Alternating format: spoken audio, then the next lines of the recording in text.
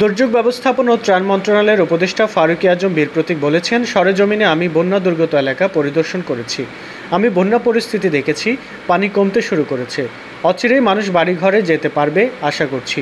খালবিল দখলের ঘটনা নিয়ে আমি কথা বলেছি।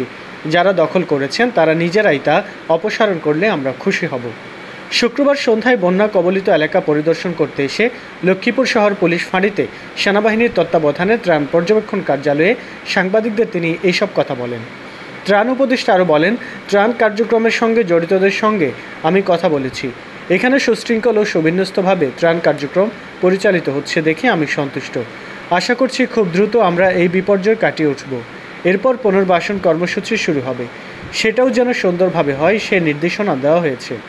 এই সময় উপস্থিত ছিলেন লক্ষ্মীপুর জেলা প্রশাসক সোরাইয়া জাহান, জেলা পুলিশ সুপার মোহাম্মদ তারেক বিন রশিদ, লক্ষ্মীপুর জেলায় সেনাবাহিনীর দায়িত্বরত কর্মকর্তা লেফটেন্যান্ট কর্নেল মাজেদুক হক রেজা ও অতিরিক্ত পুলিশ সুপার হাসান মুস্তফা স্বপন সহ সরকারের বিভিন্ন দপ্তরের কর্মকর্তাগণ।